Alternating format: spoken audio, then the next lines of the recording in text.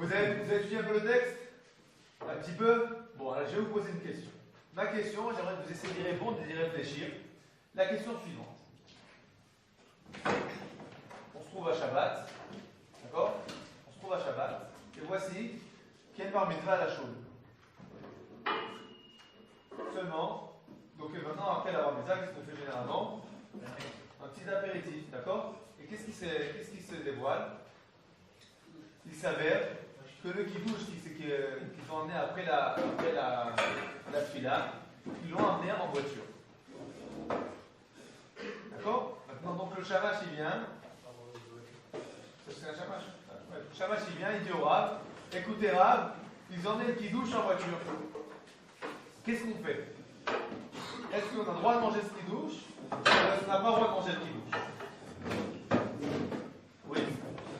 Ça dépend s'il a été fait par des juifs ou pas. Il a été amené en voiture par des juifs. Donc les juifs, donc j'explique en gros. Le papa et la maman du petit moment qui n'est pas à la bar mitzvah, ils sont tellement contents qu'il a fait la bar mitzvah qu'ils amènent maintenant un super kidouche.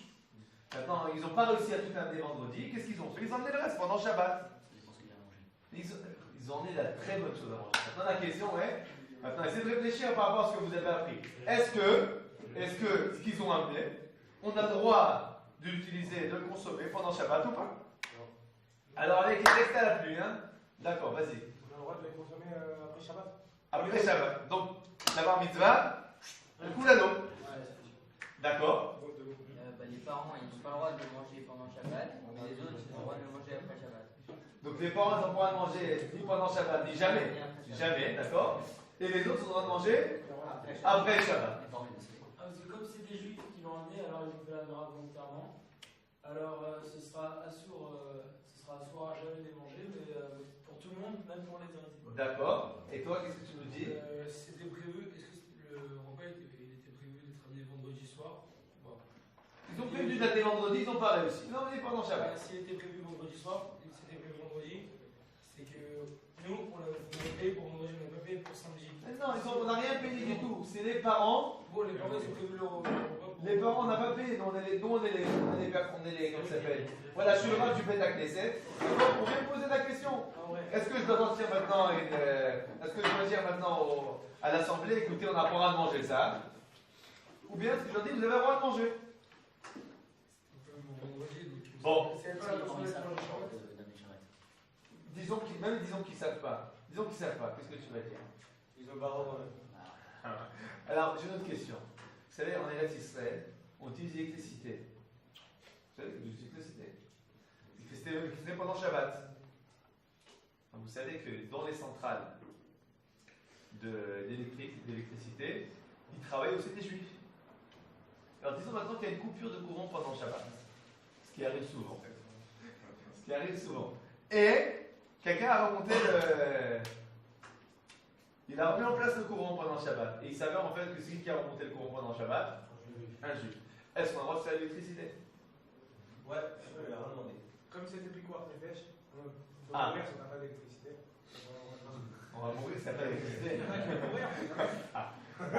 C'est quoi ton nom? Jason. D'accord. Alors, très bonne remarque. Bon. On est d'accord, vous avez compris la question? Donc la question, il y a deux questions que je pose en fait, sur l'électricité et sur le kidouche qui a été amené pendant Shabbat. Alors vous avez vu, Mishnah Berurah, Shulchan Aruch, il rapporte en fait que quelqu'un qui a... Je vais rappeler un peu les étapes. Dans la Gemara de Tuvot, il y a marqué une marloquette entre les trois avis. L'avis de Rabbi Yehuda, l'avis de Rabbi Meir et l'avis de Rabbi Yochanan Hassandlar. Rabbi Yochanan Hassandlar, il dit la chose suivante. Celui qui a fait une avéra pendant Shabbat, c'est interdit, de par la Torah, de profiter de l'avéra qu'il a fait. Ça, c'est l'avis de Rabbi Yochanan Hassandlar. L'avis de Rabbi Meir, celui qui a fait une avéra pendant Shabbat, on n'a pas le droit de profiter de l'avéra qu'il a fait pendant. S'il a fait ça de façon de façon volontaire, on n'a pas le droit de profiter de l'avéra pendant Shabbat, ni lui ni les autres. S'il a fait ça de façon involontaire, on a le droit de profiter de la Avera pendant Shabbat, les autres, mais pas lui. Ça, c'est l'avis de Rabbi Meir. D'accord? Vous retenez, l'avis de Rabbi Meir, on a le droit de profiter d'une Avera qui a été faite pendant Shabbat, Beshogeg, si c'est pas nous qui l'avons fait. D'accord? Et l'avis de Rabbi Yehuda, c'est l'avis que vous avez vu dans la Halakha, dans Shulchan Aruch, celui qui a fait une Avera pendant Shabbat, s'il a fait ça Beshogeg, on n'a pas le droit d'en profiter, ni lui, ni les autres, pendant Shabbat, là qu'après Shabbat. Donc vous avez tranché, vis-à-vis, en vue de l'avis de Rabbi Meir, de Rabbi Yehuda, que si on avait le kiddush pendant Shabbat, même si ça a été fait de façon involontaire, donc on va dire qu'ils ne savent pas, d'accord? C'est des gens qui ne sont pas pratiquants, ils ne savent pas que c'est interdit. Finalement, on n'a pas le droit de s'en servir pendant Shabbat. Bon, alors, la vraie réponse, c'est que c'est permis de s'en servir. Alors, je vais expliquer pourquoi. Pour bien comprendre ça, on va essayer de réfléchir un peu pourquoi on n'a pas le droit de se servir d'un travail qui a été fait pendant Shabbat. Pourquoi on n'a pas le droit de se servir d'un travail qui a été fait pendant Shabbat? Parce que ça passe le principe du Shabbat. Le Shabbat, on est censé se reposer de la semaine. Et donc, si on a travaillé le Shabbat. Moi, j'ai pas travaillé. C'est mon voisin qui a travaillé. Ça peut nous amener à penser pour la prochaine fois, genre, ah ben s'il a fait comme ça, alors maintenant je dois. C'est ça. C'est quoi? C'est le principe, genre pour la prochaine fois. Si la prochaine fois ça se soit. Dire, lui il a eu le droit de faire ça, peut-être que moi après maintenant j'ai le droit de l'utiliser. Si la personne ne connaît pas la loi. Mais regarde, disons que j'ai vu un juif non pratiquant qui a fait un chilul Shabbat. Alors, la semaine prochaine, je vais dire quoi? Retransgresse Shabbat? Non, c'est genre. Si tu dis, c'est pas ce que tu dis, c'est Non, que c'est il y a une. ta logique est pertinente, mais pas dans le cas du juif, dans le cas du goy. Pourquoi on n'a pas le droit de dire à un goy de transgresser Shabbat? Pourquoi j'ai le droit de profiter, Pourquoi j'ai le droit de profiter du travail d'un goy pendant Shabbat? Parce que si un goy il a fait un travail pour moi pendant Shabbat, qu'est-ce qui va se passer la semaine prochaine? Je vais lui dire, tu sais, c'était bien la semaine dernière. Donc qu'est-ce qu'ils ont fait de ça? Ils ont dit, tu n'as pas le droit de profiter du travail d'un goy pendant Shabbat. Mais, on peut pas dire ça sur un juif. Parce que si j'ai le droit de profiter du travail d'un juif pendant Shabbat, c'est pas dire que la semaine prochaine je vais dire transgresser Shabbat. J'ai pas le droit de... C'est sûr qu'un juif, je vais pas dire à un juif, tous les juifs on est dans le même bateau, je vais pas dire à un autre juif transgresse Shabbat. Donc pourquoi c'est pas marqué dans le Mishnah Moura? Pourquoi on n'a pas le droit de dire de ne pas profiter? J'ai pas compris la question. Pourquoi on n'a pas le droit de profiter du travail qui a été fait par un juif pendant Shabbat? Par un juif? Oui. Mon voisin, d'accord? Parce qu'un juif. Il a amené qui douche. Pourquoi j'ai pas le droit d'en profiter? Parce qu'un juif n'a pas le droit de voter pour un autre juif. Il n'a pas le droit de voter, c'est juste. Mais pourquoi maintenant il a fait?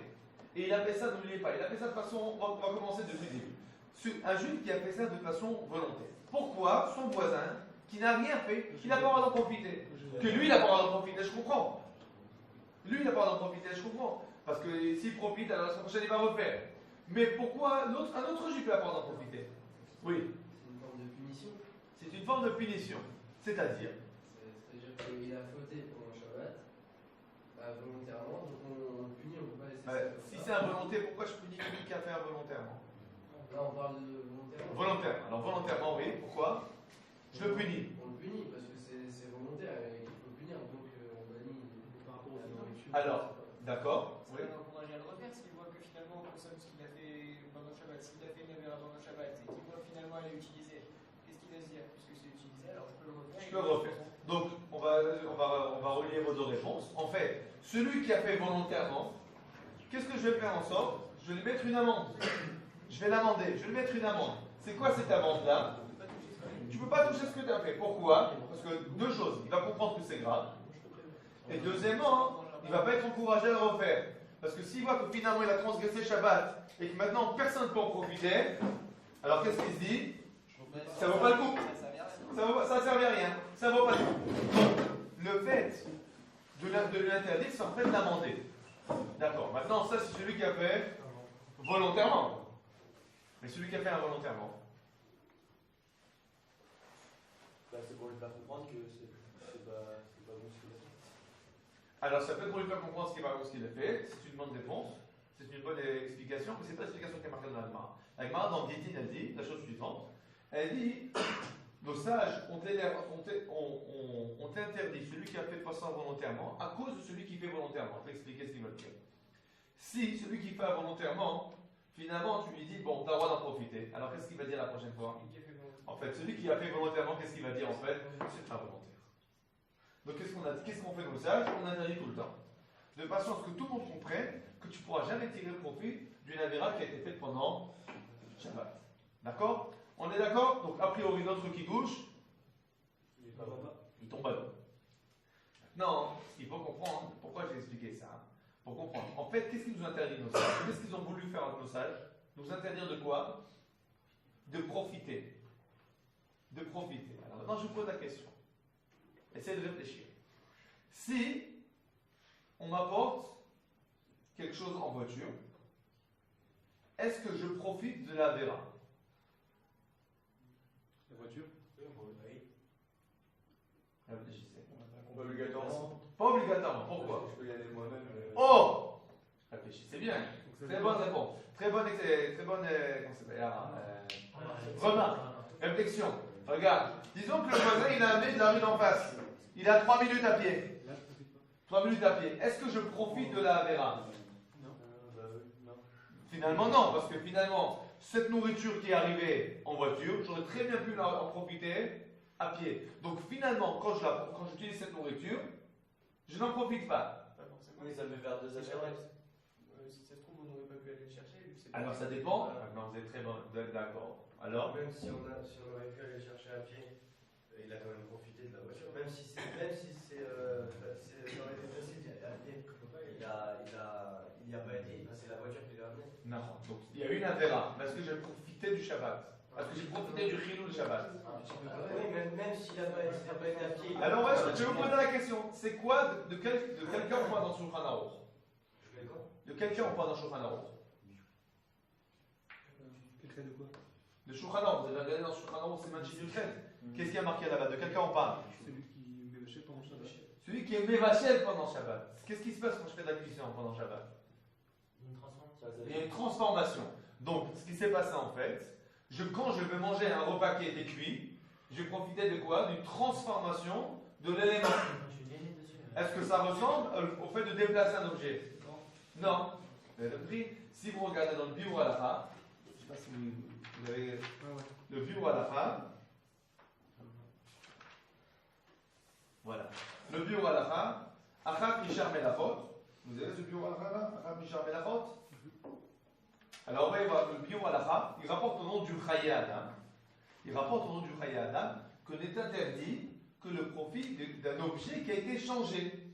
Parce que seulement quand un objet a été changé, alors je profite véritablement du Chilul Shabbat. Mais si l'objet n'a pas été changé, alors finalement je ne profite pas du Chilul Shabbat. Maintenant, il y a une condition évidemment. La question en fait c'est quoi? C'est où c'est que ce kiddush il se trouve. Parce que s'il se trouve à des dizaines de kilomètres, c'est impossible de l'amener à pied, alors qu'est-ce qui se passe dans ce cas-là? Évidemment, dans ce cas-là, je profite du Chilul Shabbat. Mais s'il est proche, alors ça a été plus facile pour eux de l'amener en voiture plutôt que de l'amener à pied. Ça a été plus facile pour eux. Mais finalement, moi, quand je viens et que je veux manger cette biscotte-là, est-ce que dans la biscotte, il y a marqué dessus Chilul Shabbat? Non. Mais quoi qu'il arrive, je ferais une Avera. Non, moi, la question, c'est pas que la Vera a été faite maintenant. La question, c'est que moi, je dois en profiter. D'accord? Et la question, c'est qu'en fait, est-ce que je profite de la Avera? Alors maintenant, ma biscotte. Quand je prends la biscotte, je profite de la Avera? Ça dépend d'où elle vient. Si elle vient d'un endroit proche, je ne profite pas de la Avera. J'aurais très bien pu la manger, la biscotte, aller la chercher et la manger. Donc je ne profite pas de la Avera. Quand c'est que je profite de la Avera? Si la biscotte, elle vient de loin.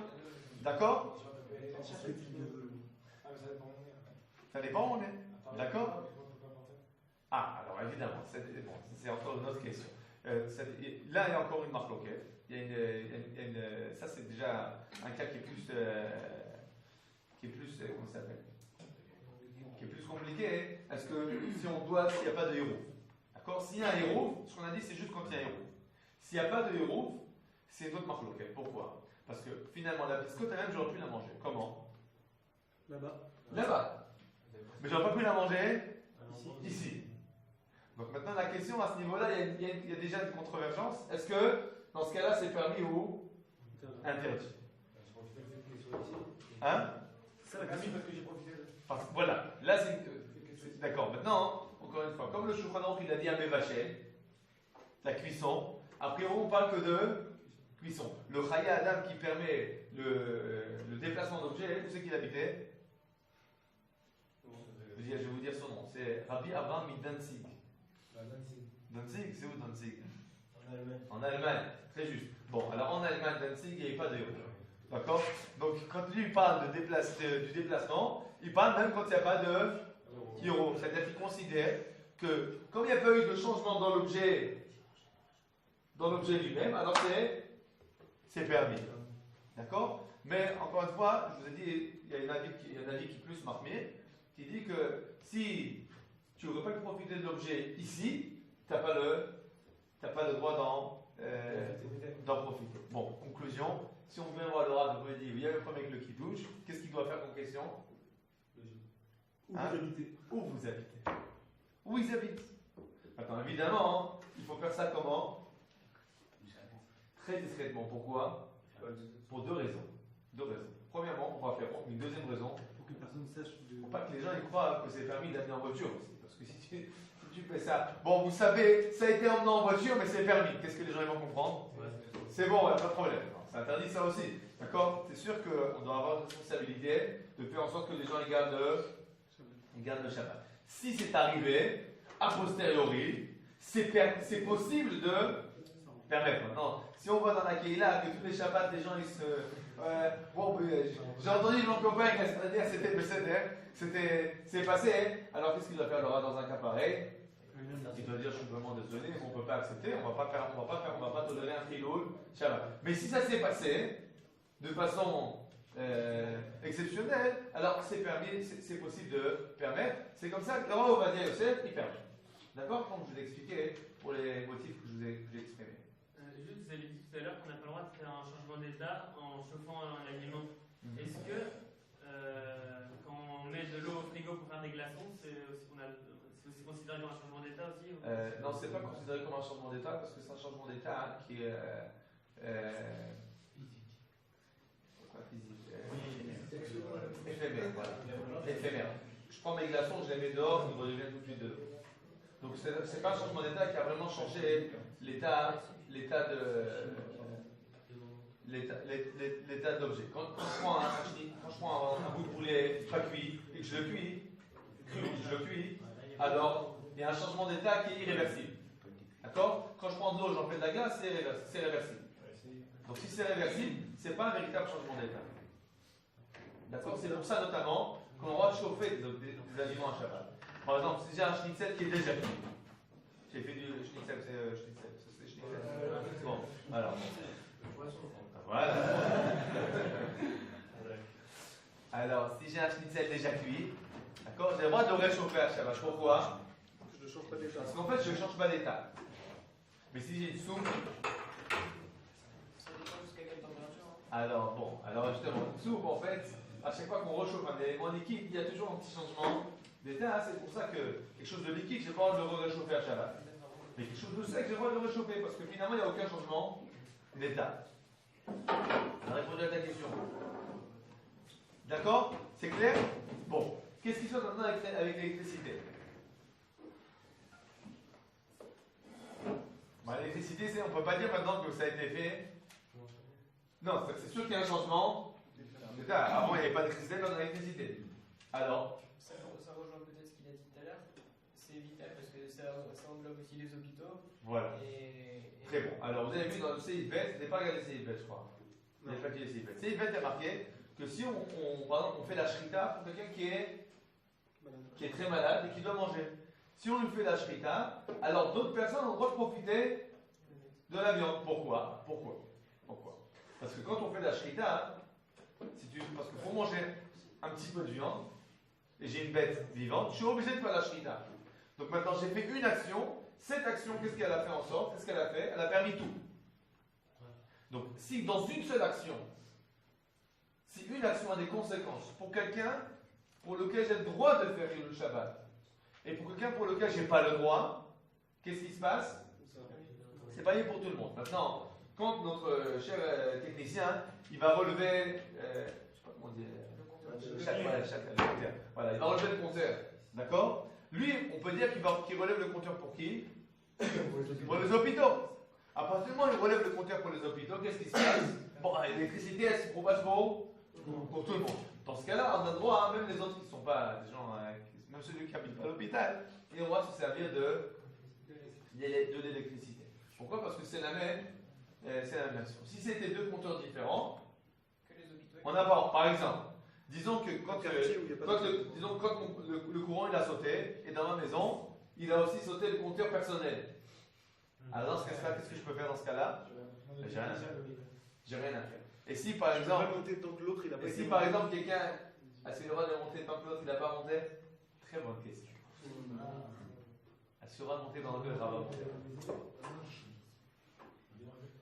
Normalement, oui, parce que Ça, tu montes ton compteur, il n'y a pas encore d'électricité, et après, lui, quand il va monter Shabbat, C'est comme ça, c'est comme ça. Dans les Mouktsé, il a fait. Très bonne, ouais. il n'y a pas d'incidence directe quand on monte. D'accord. C'est comme ça qu'on fait les hôpitaux aujourd'hui. Hein? C'est comme ça qu'on fait aujourd'hui dans les hôpitaux avec les technologies du Mahon Somat. C'est-à-dire qu'il y a un compteur qui tourne automatiquement. Moi, je vais appuyer ça, je fais rien. Mais il a posé une question, très bonne question. Tu as raison, c'est ce qu'il a dit ton ami. Toi, bon, ce sera plus facile. Comment ça s'appelle? Yossi, toi, comment ça s'appelle? Jonathan. Donc Yossi, il a dit, écoute, comme c'est pas immédiatement que ça se fait, donc c'est permis. C'est le principe du Mahon Somet, c'est le principe qu'on appelle gramma. Ça veut dire que pas quelque chose qui est immédiat, mais avec un certain délai. Mais il a posé une très bonne question. Mouktsé. c'est pas monté dans le sens où il y a pas ça dépend pas de l'électricité à ce moment-là. Ça a perdu son statut de Mouktsé, c'est possible? C'est pas évident. Je pense qu'il y a un pic coordinateur. Il n'y a pas de coordinateur. A priori, il faudra s'investir dans un programme. Alors, bon, dans ce cas-là, a priori c'est Mouktsé dans un cas. D'accord? Pas comme le Mahon Somet, je vais expliquer pourquoi. Il y a une question qui se pose. On va poser une autre question. Quelqu'un a mis la minuterie dans la maison. Il a mis la minuterie dans la maison, et finalement, il se dit, écoute, aujourd'hui il y avait la lumière dans le salon, mais donc c'est Shabbat soir, d'accord? La minuterie elle s'arrête. Il se dit demain matin, dommage pour l'électricité dans le salon, est-ce que je peux baisser le compteur? Je peux baisser l'interrupteur? D'accord? Parce que normalement on n'a pas le droit. Alors non, on va dire dit qu'on a le droit. Pourquoi? C'est Mouktsé a priori. Oui, mais il dit qu'on a le droit si ça n'a pas d'incidence directe, non? C'est pas sur le drama. C'est pas suffisant. Ça c'est la question de gramma. C'est une bonne question, mais c'est pas la seule question. Il y a une autre question, la question c'est de savoir est-ce qu'il n'y a pas comme le Mouktsé? Sur une minuterie qui est éteinte. Bon, pourquoi? Est-ce que c'est Mouktsé un interrupteur? Pourquoi c'est Mouktsé un interrupteur? Tout ce que par exemple pendant le Shabbat, ça devient Mouktsé? Nous, on ferme un. Pas forcément. Regarde, ce verre-là, je n'en ai pas besoin pendant le Shabbat, j'ai encore 10 000 verres. C'est Mouktsé? Non, mais ça on peut utiliser pour quelque chose qui n'est pas moussé, alors que l'interrupteur, ça transporte de l'électricité. Voilà, donc la raison, c'est pas parce que je n'en ai pas besoin, c'est parce que j'utilise avec une melacha. D'accord? Bon. À quoi ça ressemble l'interrupteur? Ça ressemble au Néron de Shabbat. Est-ce qu'on a le droit de déplacer les Néron de Shabbat après qu'elles se sont éteintes? Non, il y a des failles, quoi. Ah bon? Comme ça, vous le dites, comme ça, à bouche? Avec un chiffre. C'est pas ce qui est marqué dans le Shulchan Aruch. C'est marqué dans le Shulchan Aruch la chose suivante. Les neurones de Shabbat, on a le droit de les déplacer tant qu'elles sont allumées. Évidemment, parce que tant qu'elles sont allumées, si je les déplace, qu'est-ce qui se passe? Je les éteins. Ou bien, si c'est des neurones avec de l'huile, je vais faire parvenir l'huile parce que plus facile à la mèche, c'est interdit. Mais, une fois qu'elles sont éteintes, j'ai le droit de dépasser ou pas? Oui. Ça dépend. Ça dépend de quoi? Ça dépend s'il n'y a plus de cire. Non, ça ne change rien à ce niveau-là. Ça ne change rien parce que tu as toujours la mèche. La mèche aussi, elle est interdite. Et justement, comme elle ne sert plus à rien, alors vraiment, dans ce cas-là, ça c'est chivré kélim, c'est quelque chose qui a été cassé, c'est Mouktsé d'après tout le monde. Bon, la réponse est la suivante. Oui? Et bon, pourquoi j'ai besoin de les déplacer? Comment je les déplace? Pourquoi j'ai le droit de déplacer? Ça dépend pas de ça. Comment je déplace? C'est possible. Alors, c'est quoi le mouktsé dans un cas pareil? C'est un mouktsé du Khamat Gouffo. Vous connaissez un peu la différence entre les différents types de mouktsé? Je ne sais pas. Bon, alors, c'est compliqué. On va dire la chose suivante. Il y a différents types de mouktsé. Il y a un mouktsé qui est un mouktsé, pourquoi? Parce que cet objet-là, il a strictement aucune utilité à Shabbat. Pas seulement qu'il n'a aucune utilité.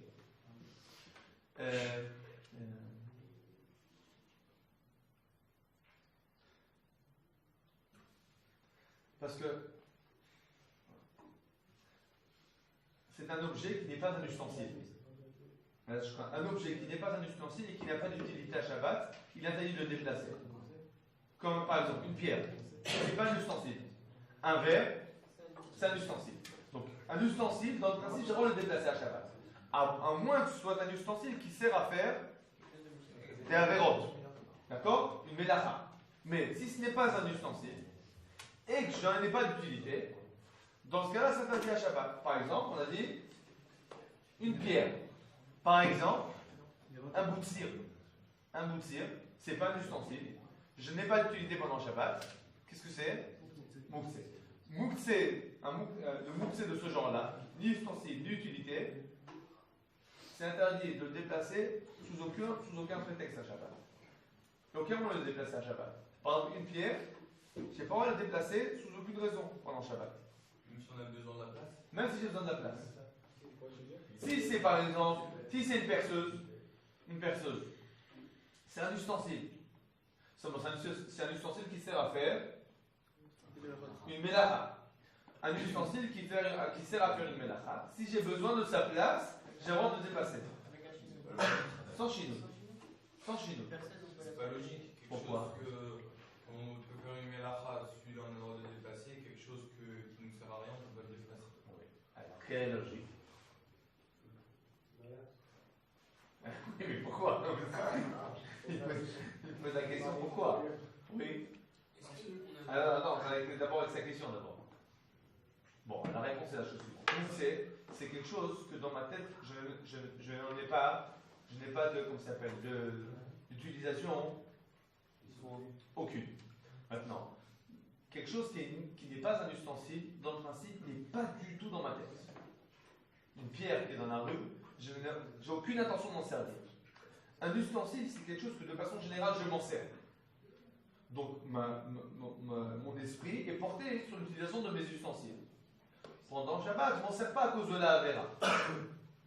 Donc, dans le principe, il est plus proche de ma pensée, quelque chose qui n'est pas du tout dans ma pensée. C'est pour ça que j'ai le droit de déplacer pour son endroit, mais une pierre, j'ai le droit de déplacer pour son endroit, parce que la pierre, elle est complètement en dehors de ma pensée. Si j'ai pris une pierre et que j'en ai fait un arrêt-porte, je ne sais pas comment on dit en français, un bloc-porte, si j'ai pris une pierre et que j'en ai fait un bloc-porte avant Shabbat, cette pierre est devenue un ustensile. Mais une pierre de la rue, j'ai pas du tout pensé à m'en servir pendant Shabbat. Et ce n'est pas un ustensile, donc c'est mouktsé complètement. Donc une cire, la cire pendant Shabbat, un bout de cire, c'est mouktsé total. Je ne peux pas déplacer. D'accord? Maintenant, le Ran, rappelez-nous d'ici de Gironde. C'est où la Gironde? En Espagne. Alors, hein? Non, mais je connais la Gironde. Non, mais la Gironde, c'est pas. Je parle avec Gironde. La Gironde est en Espagne. Bon. Rappelez-nous d'ici. C'est quoi votre question? Il y a aussi la Gironde en France? C'est possible. Moi, je parle de la Gironde d'Espagne. Je parle de la Gironde d'Espagne. D'accord? Il y a l'Espagne. Je vais expliquer. L'Espagne, à l'époque de Rabbeinu Nissim, c'est-à-dire à l'époque de l'Inquisition, était séparée en 4 quartiers. Le quartier nord s'appelait la Gironde. Là-bas habitait Rabbeinu Nissim, Rabbeinu Yonah, Ramban. D'accord? Ramban, il habitait en Gironde. Mais Gironde en Espagne. D'accord? Bon. Revenons à nos moutons. Rabbeinu, le Ran, il dit la chose suivante.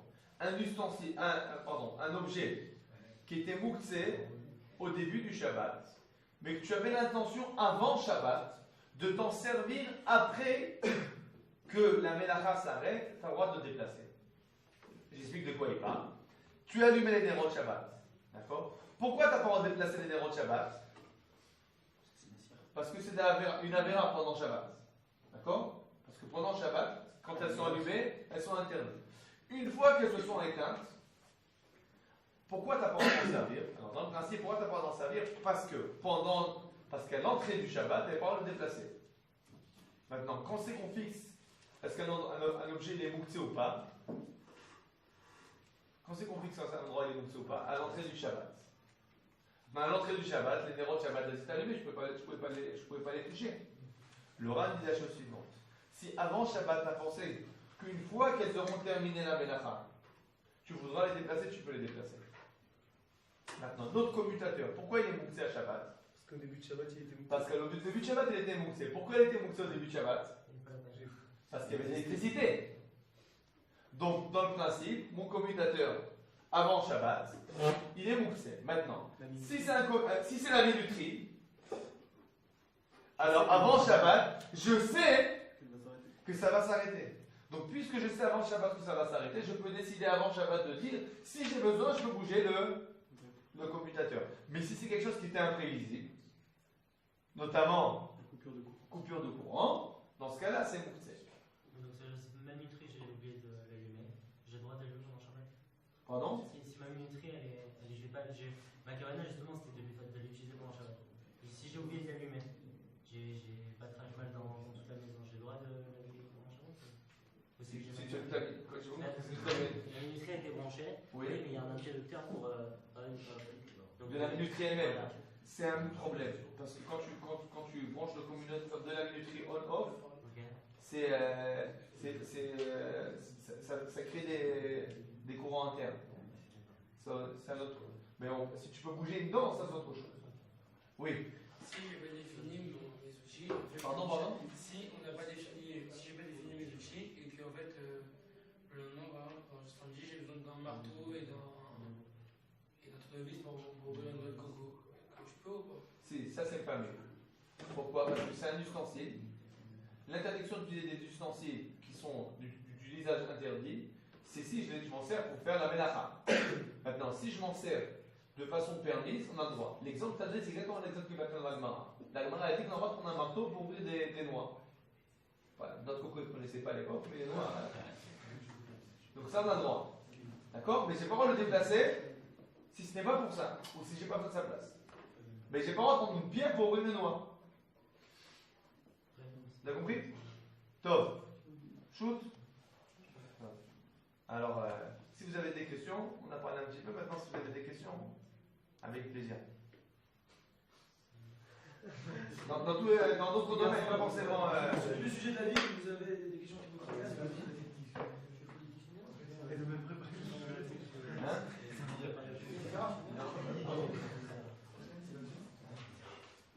Quelque chose qui vous dérange de votre vie, tout est clair. Non, c'est des questions à la fin. Si vous voulez, des questions à la fin, C'est moi une question. oui, Bakacha. J'ai une pierre sur une table que j'ai oublié d'enlever. J'ai une pierre sur une table. Oui. J'ai oublié d'enlever.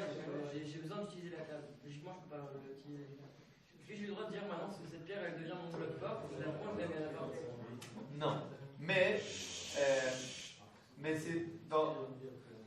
Tu as une pierre sur une table. D'accord. Alors, il faut parler de deux sujets. Ça dépend comment cette pierre est arrivée sur la table. Alors, je vais expliquer. Si la pierre, elle est arrivée sur la table parce que je voulais mettre une pierre sur ma table. J'ai décidé de mettre la pierre sur la table pour une raison ou pour une autre. Dans ce cas-là, la table, elle devient bassis et d'avar à assaut. C'est-à-dire que la table devient le socle, la base d'un mouktsé. Maintenant, la halakha, c'est que toute chose qui est base d'un mouktsé, elle devient mouktsé comme le mouktsé lui-même. Maintenant, donc dans ce cas-là, la table elle-même, elle devient mouktsé. Mais, si, par exemple, des bambins, ils ont jeté une pierre, et la pierre, elle est tombée sur ma table pendant le Shabbat. D'accord? Maintenant, je voulais manger sur ma table. Dans ce cas-là, la table, elle n'est pas bassis. C'est pas le socle du mouktsé. parce qu'à l'entrée de Shabbat, elle n'était pas moutée. Donc, là, j'ai une pierre sur une table. Maintenant, dans ce cas-là, prendre la pierre, j'ai le droit de la déplacer ou pas? Non. Mais j'ai une possibilité de faire la chose suivante. Renverser la table, ça va pas. Mais de soulever la table d'un côté, de façon à ce que la pierre elle tombe de l'autre côté. Ça s'appelle Tintul Minatsa de Tsorer Davar Amuta. Ça veut dire, je déplace le mouktsé de façon indirecte dans le but d'utiliser quelque chose de permis. C'est comme ça qu'on fait nous avec les. Ça veut dire, ce que je veux utiliser moi maintenant c'est quoi? C'est la table. Donc je déplace le mouktsé de façon indirecte dans le but d'utiliser la table. Mais si mon but c'est d'utiliser la pierre, par exemple, en bas j'ai un serpent maintenant, et je peux bouger la table pour que la pierre tombe sur la tête du serpent. Dans ce cas-là, j'ai pas le droit. Pourquoi? Parce que dans ce cas-là, c'est déplacement du mouktsé de façon indirecte dans le but d'utiliser le mouktsé. Dans ce cas-là, ça veut dire.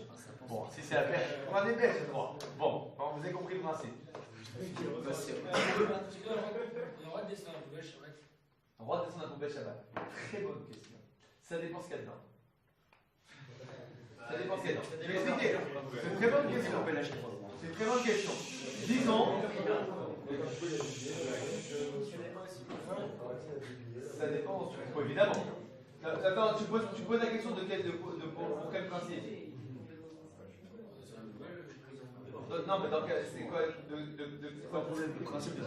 Non, mais c'est quoi le principe de non, c'est quoi ce qui te dérange de déplacer la poubelle parce que tu sors la poubelle d'un domaine privé à un domaine public? Ouais, c'est domaine privé, domaine public. Ah non, alors dans ce cas-là, c'est encore. Non, dans un même immeuble. Dans le principe, si dans une poubelle il y a des choses qui sont mouktsées, alors j'ai pas le droit de déplacer mouktsé. Un corps, c'est mouktsé. Un quoi? Un corps. C'est quoi un corps? Un cadavre? Un cadavre, c'est mouktsé, oui. Un cadavre, c'est mouktsé. Je vais vous donner l'exemple plus. Je vais vous donner l'exemple qui est plus. J'ai transgressé Shabbat. Je vais vous donner un exemple qui est plus courant, une couche. Une couche de bébé. Ah oui, mais si C'est mouktsé. c'est un d'accord avec Shabbat. Alors.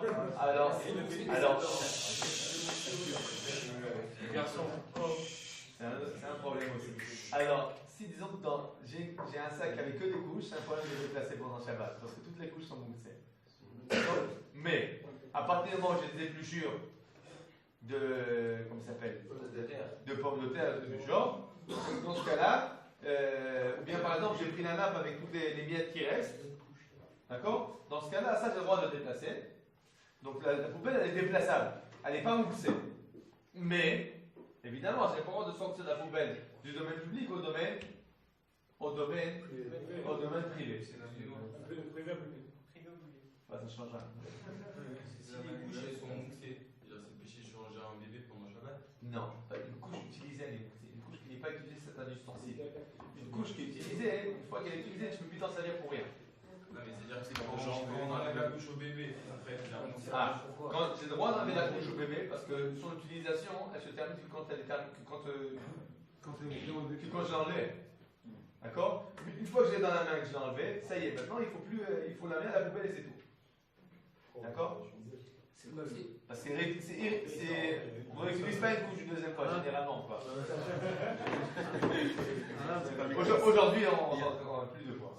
C'est un problème de boxer parce que c'est sale. C'est un problème de boxer parce que c'est sale et je suis comme ça. C'est aussi parce que c'est ça. C'est aussi parce que c'est ça. Oui. J'ai entendu qu'il y avait un problème pendant Shabbat avec les clipotes des garini si on les jette pas tout de suite, si on les garde. Parce que oui, les clipotes des garini, c'est comme les couches. C'est quelque chose qui est utilisable. Alors il faut les jeter tout de suite à chaque fois. Alors on dit qu'il faut les jeter tout de suite. Non, ce qu'il faut faire, il a posé la question si on mange des pépites. Voilà, alors ce qu'il faut faire, si on mange des pépites, les clipotes, une fois que j'ai mangé la pépite avec la clipa, comment ça s'appelle les corses, elles servent un peu rien, on ne peut rien faire avec des. Ah, maintenant, il y en a qui sont salés.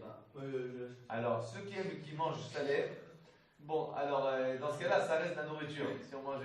Bon. Mais disons que si c'est pas salé, et que l'écorce, j'ai rien à faire avec, donc l'écorce, ça devient moussé. ce qu'on peut faire, pas chose, c'est, avant de commencer à manger, prendre un ustensile, mettre dedans quelque chose, une nourriture, une véritable nourriture, par exemple une pépite, Déjà plein. une pépite mangeable, d'accord? Et après mettre dessus le reste des écorces. Dans ce cas-là, qu'est-ce qui se passe? L'ustensile sera un ustensile qui sert à déplacer et quelque chose qui est permis de déplacer et le mouktsé. Dans ce cas-là, c'est permis. C'est exactement le même principe qu'on a dit avec la poubelle. Si dans la poubelle, j'ai des choses qui sont mouktsé, par exemple, je donne un autre exemple. On fait de la fina pendant Shabbat et on prend les œufs, on épluche l'écorce. L'écorce des œufs, une fois que tu l'as épluché, c'est quoi? C'est mouktsé. Tu la mets dans la poubelle, tu peux les passer à la poubelle. Non, dans la poubelle, il y a quoi?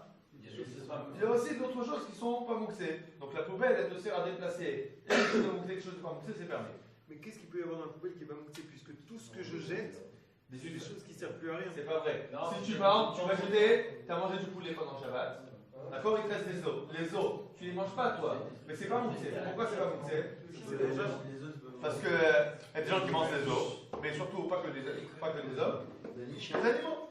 Les animaux peuvent manger des os. Mais tout ce qui est boîte vide. Les boîtes vides, en effet, c'est mouxé. Mais non, une boîte vide, c'est pas mouxé non plus. Une boîte vide, c'est pas mouxé parce que chez toi, c'est un kit. C'est du sensible, c'est utilisable.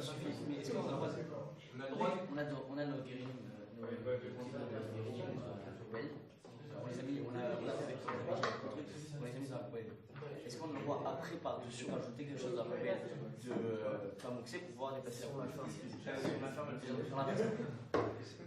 Dans la poubelle, tu fais quoi quand tu regardes? Dans la poubelle, mais ta poubelle, tu prends. Elle est faire changer. Il n'y a pas de problème à ce niveau-là. Le problème, c'est si tu veux.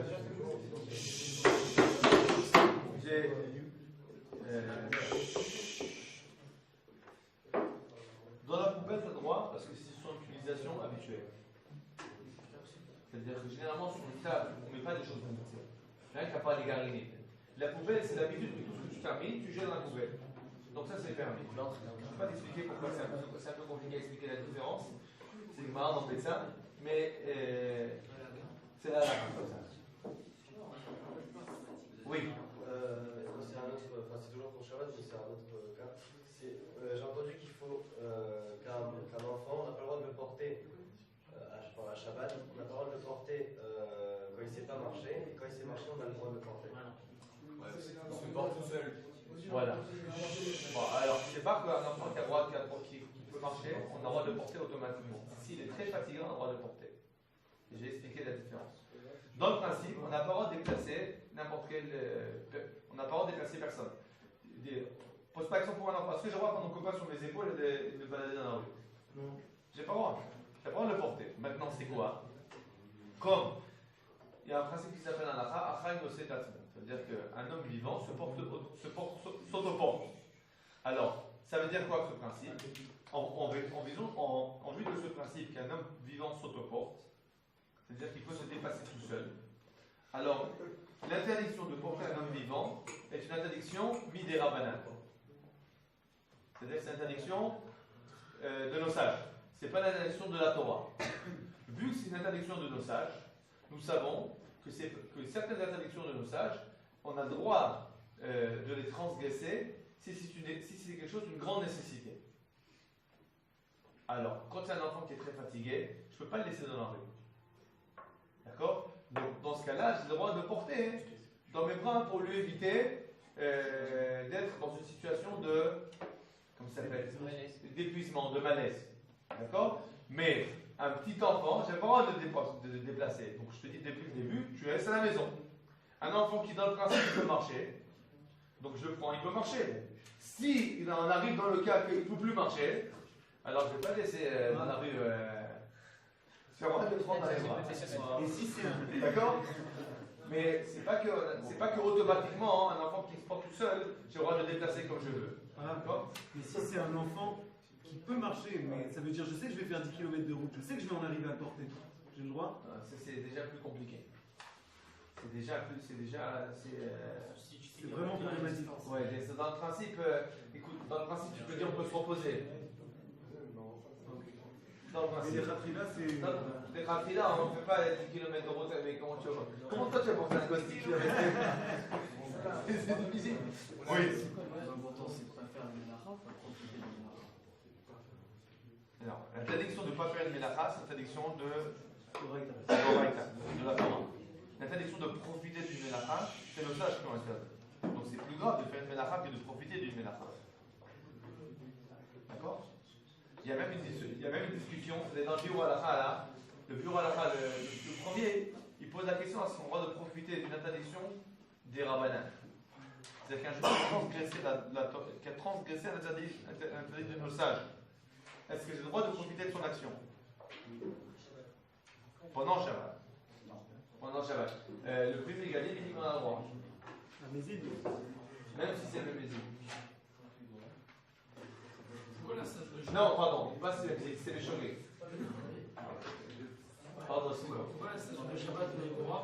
Pardon? Pourquoi la statue de Shabbat on a le droit alors qu'en normal. J'ai pas entendu, excuse-moi. Pourquoi la ceinture de Shabbat La ceinture de Shabbat. on a le droit alors qu'en normal on ne le pas. C'est pas. Bon. Dans la vie de tous les jours. Bon. C'est une bonne question. Alors, d'abord, vous savez qu'il y a une marloquette entre les Sfaradim et les Ashkenazim sur la ceinture de Shabbat. À ce moment-là, vous savez en tant que ceinture.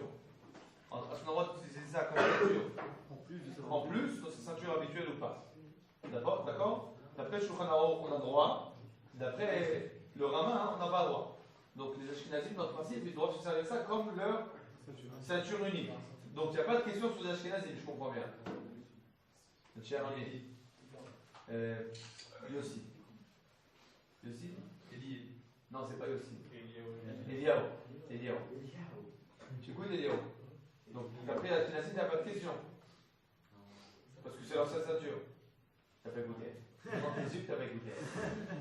Non, je répète. Écoute, on a dit la chose suivante. Il y a une marque entre les Ashkenazim et les Sfaradim à ce niveau-là. Les Ashkenazim, ils permettent d'utiliser la ceinture que si c'est ton unique ceinture. Donc sur eux, t'as pas de question. Ou tu as une question sur eux? T'as pas de question. La question, c'est sur la vie des Sfaradim qui permettent d'utiliser ça, de mettre une ceinture sur une ceinture. D'accord? Bon. Alors la réponse, c'est marqué dans la Gemara qu'on va mettre deux ceintures. C'est marqué dans la Gemara, dans quel sujet? Je vais te dire où c'est marqué. La Gemara, elle parle du cas où il y a un incendie dans une maison. Maintenant, tu veux sortir, on veut sauver des habits, des ustensiles de la maison. Qu'est-ce qu'on fait? Alors la Gemara, elle dit qu'on peut mettre plusieurs habits sur soi-même. Alors la Gemara, elle dit d'accord, un homme, il a l'habitude de mettre, il peut mettre une chemise et une veste, etc. Mais il ne peut pas mettre 3 chaussures. Bon, c'est vrai. Mais la Gemara dit qu'on peut mettre 2 ceintures.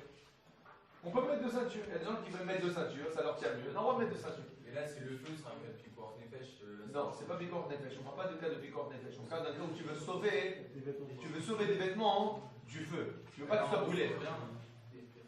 Moi, je suis déjà dehors, je suis déjà sauvé. Je veux rentrer dans la maison pour sauver ce que je peux sauver de la maison. La Gemara a dit que j'ai le droit de mettre 2 ceintures. D'accord? Donc c'est comme ça que le Shulchan Aruch lui permet. C'est pas le bon sujet. Est-ce qu'un homme, quand il se marie, il peut porter un anneau? Est-ce qu'il peut porter un anneau? Il n'y a pas d'interdit. Il n'y a pas d'interdiction de porter un anneau pour un homme. Seulement, c'est pas le minag. C'est pas l'habitude. Alors, s'il y a une nécessité, c'est permis. S'il n'y a pas de nécessité, c'est pas nécessaire. Alors, on sait que c'est nécessaire. Je vais vous dire si c'est nécessaire. Par exemple, Je discutais avec les garçons tout à l'heure par rapport aux colliers et aux bagues. Est-ce que les hommes ont le droit aujourd'hui de mettre des colliers, des bagues? alors on va expliquer. Alors, je vais expliquer. La Gemara dans Shabbat, elle parle déjà de bagues pour hommes. Les bagues des hommes à l'époque de la Gemara, c'est quoi? C'est des bagues avec lesquelles on se servait pour des seaux, voilà, pour poinçonner les lettres, etc. Mais il y a toujours eu des bagues pour hommes et des bagues pour femmes. Non, à partir du moment où c'est une bague qui est une bague d'homme, il n'y a pas de problème. L'interdiction, c'est de porter une chaîne, une bague, quelque chose qui est spécifique à une femme. Si c'est quelque chose qui est spécifique à un homme, il n'y a pas d'interdit. Par exemple, si je porte une chaîne, qu'on voit que c'est une chaîne d'homme, il n'y a pas d'interdit à ce niveau-là. Il me porte une bague, on voit que c'est une bague d'homme, il n'y a pas d'interdit à ce niveau-là. D'accord? Maintenant, est-ce que c'est recommandé ou pas? Bon, c'est autre chose. D'accord? c'est autre chose. Je ne rentre pas dans les questions comment ça s'appelle, de mode, voilà. Bon, c'est pas tellement, disons que c'est pas nécessaire. C'est pas nécessaire. Il y a des fois où ça peut être positif. Par exemple, un homme qui est jeune, un homme qui s'est marié jeune. Par exemple, je vous raconte, moi je me suis marié à 19 ans. Je me suis marié à 19 ans, j'ai fait l'armée en tant qu'homme marié. Il y a des fois des khayalotes qui viennent me parler. Je disais, je suis marié. Alors, t'as pas d'anneau. Je dis, bon, je suis religieux, j'ai pas d'anneau, je suis religieux, j'ai pas le droit de mettre d'anneau. Bon, alors, si quelqu'un veut mettre un anneau dans un cas pareil, pour pas qu'on l'accoste, d'accord? Alors, il met un anneau pour pas qu'on l'accoste. Alors, il fait ça de façon tout à fait. Il fait ça. C'est nécessaire, c'est des Shem Shamaim, c'est mitzvah dans un cas pareil. Par exemple, quelqu'un qui travaille où il y a des femmes. D'accord? Il est marié, il travaille où il y a des femmes, il ne veut pas qu'on commence avec lui la discussion. Vous savez que dès qu'on voit qu'un homme il est marié, alors il y a une certaine distance, et c'est tout à fait positif. Il met un anneau dedans, il met un anneau pour cette raison-là, il n'y a aucun problème. C'est quoi aussi que ça peut être un peu problématique? C'est que quelqu'un veut mettre un anneau, parce qu'il veut dire en fait, ma femme et moi c'est la même chose. Ça c'est un peu problématique. La femme et l'homme c'est pas la même chose. Un homme c'est un homme, une femme c'est une femme. Les deux c'est très bien, mais c'est pas la même chose. Donc la halakha c'est qu'un homme, c'est lui qui donne à la femme, et la femme elle ne doit rien donner à l'homme. Donc si on fait des échanges d'anneaux, donc c'est pas un échange.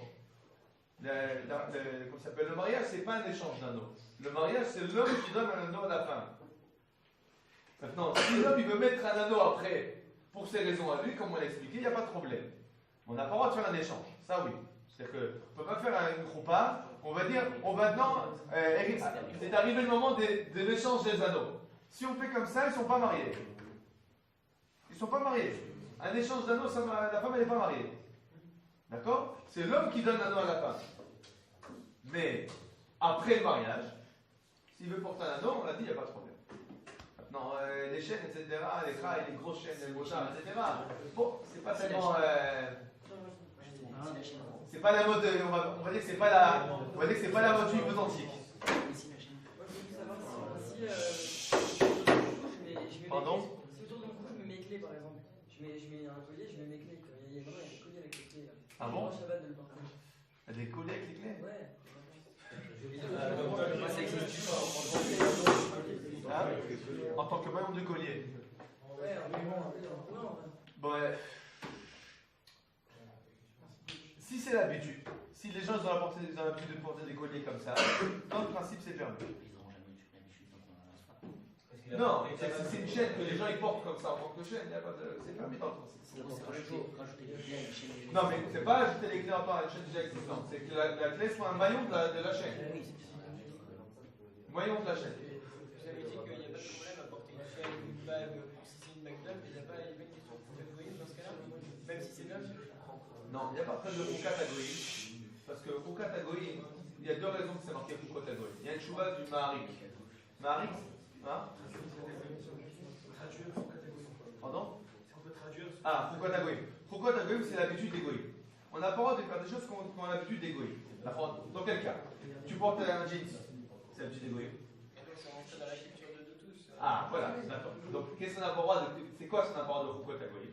Ce qu'on n'a pas le droit de pourquoi t'agoïm, c'est deux choses. Maharik, Rabbi Yosef Kolom. D'accord? De la ville de Cologne. Alors, Rabbi Yosef Kolom, c'était un des balades Tosfot. Un des Tosfot. Lui dit la chose suivante. Il dit que ce qu'on n'a pas le droit dans pourquoi t'agoïm, c'est deux choses. C'est ou des choses qui ont lié à la Vodazara. D'accord? Par exemple, de porter la kippa rouge comme ça s'appelle des curés, des femmes. Voilà. Ça, c'est pourquoi t'agoïm. D'accord? Ou faire des choses que les goïms font sans aucune raison et qu'on a peur que ce soit de la Vodazara. Ou bien faire des choses qui sont liées au mode dépravé des goïms. Maintenant, si c'est quelque chose qui n'est pas dépravé ou qui n'a pas fait de la Vodazara, il n'y a pas d'interdiction. C'est pour ça qu'un gis, c'est permis. C'est pas dépravé, il n'y a pas d'interdiction. C'est surtout que. Hein? C'est pas dépravé non plus. C'est surtout que. C'est pas comment ça s'appelle, c'est pas recommandé. C'est pas. Disons qu'un juif qui a la Torah, bon, franchement, il n'a pas besoin de se déchirer le jeans pour quoi faire. D'accord? Mais on ne peut peut pas dire que celui qui porte un jeans troué, qui fait une avéra de Chokotagoi. D'accord? Maintenant, Dans les vêtements, comment ça s'appelle? Un collier, les colliers que les hommes y portent, sont des colliers qu'on voit que c'est des colliers d'hommes. Donc c'est pas des travées. D'accord? Si un homme il va porter un collier, par exemple, il va s'habiller comme une femme, alors il va faire deux avéros. Il va faire le petit vache, n'a pas le droit de porter le vêtement d'une femme. Il va en faire aussi Chokotagoi, parce qu'il y a des goïms qui ont tout habillé comme des femmes. Un vêtement mixte, s'il est vraiment mixte, il n'y a pas de problème. Pardon, oui. Juste un truc, j'ai pas compris. C'est un peu difficile là. Oui. Ah ben on a terminé. On va Olam, Amen David, maintenant.